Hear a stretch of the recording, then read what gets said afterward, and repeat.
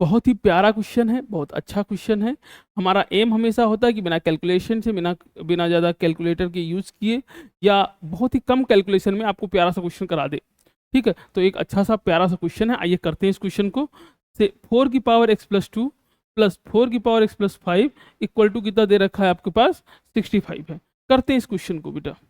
तो हमको क्या दे रखा है कि 4 की पावर, बहुत ही प्यारा क्वेश्चन है, x प्लस 2 प्लस 4 की power x plus 5 equal to में आपके पास क्या है, 65। इक्वल टू में हमारे पास कितना दे रखा है बेटा, इक्वल टू में हमारे पास दे रखा है 65। अब जरा देखो, हम इसको क्या लिख सकते हैं, हम इसको लिख सकते हैं 4 की पावर x इंटू 4 की पावर 2। बेटा बेस सेम होता है तभी पावर ऐड होती, तभी तो ये बना है भाई, इसको ऐड करके ही तो ये बना है। तो इसको वापस ऐसे लिखा जा सकता है भाई, इसको इस तरह लिख सकते हैं, प्लस ऐसे यहाँ लिख दिया हमने 4 की पावर x इंटू 4 की पावर 5। बेटा ये इंटू है, ये डॉट जो है ये क्या है, इंटू है। इक्वल टू आपके पास कितना है, 65। अगर हम देखें क्या कॉमन है यहाँ पे, तो 4 की पावर x इंटू 4 की पावर 2 कॉमन है। तो बेटा ये कॉमन ले लिया, तो यहाँ से पूरा निकल गया, तो इसमें क्या बचेगा, 1 प्लस बेटा 4 की पावर x चला गया। अब 4 की पावर 5 है, 5 से 2 तो बाहर निकल गया, 2 बाहर निकल गया तो कितना बचेगा, 4 की पावर 3 बचेगा यहाँ पे। इक्वल टू आपके पास क्या है, 65 है। बिल्कुल सिंपल सी बात थी, कुछ था नहीं इसमें।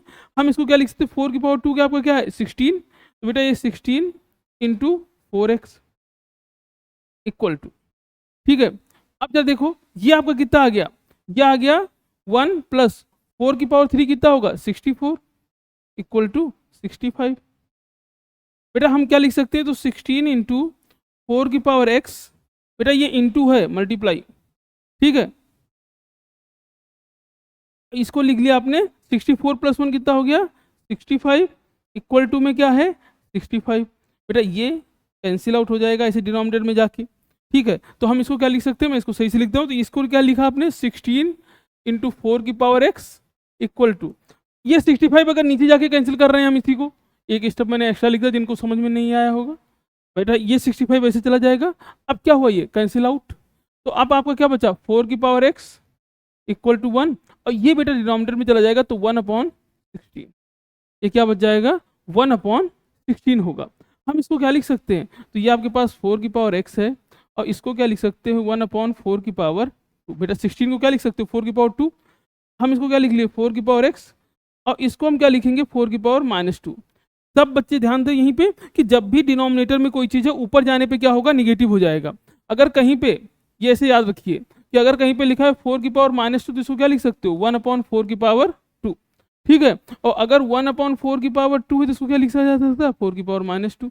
ये एक दूसरे को लिख सकते हैं हम इस तरह, ठीक। तो अब बेटा यहाँ से कंपेयर करिए, तो x की वैल्यू हमको क्या मिल गई, -2। बेटा बेस सेम है तो पावर बराबर होगी, यहाँ से x की वैल्यू आपकी आ गई -2। अब हम चेक कर लेते हैं कि क्या हमारा आंसर सही है, ठीक है। तो चेक करते हैं बेटा, 4 पुट कर दीजिए बेटा इसमें, 4 x जगह -2 प्लस 2 प्लस 4 x जगह -2 प्लस 5। बेटा ये क्या होगा, 4 की पावर 0 प्लस 4 की पावर 3, क्या आ जाएगा, ये 1 आ गया और ये कितना आ गया, 64, कितना आ गया, 65, ठीक। तो ये आपका क्या हो गया, ट्रू, यानी 65 था, इसको सॉल्व करने पे 65 आया, और इक्वल टू में भी क्या है, 65 है। थैंक यू बेटा, thank you so much. Channel को सब्सक्राइब करिए, वीडियो को लाइक करिए। कोई डाउट है, कुछ भी आपको पूछना है तो कमेंट बॉक्स में आप कमेंट कर सकते हैं।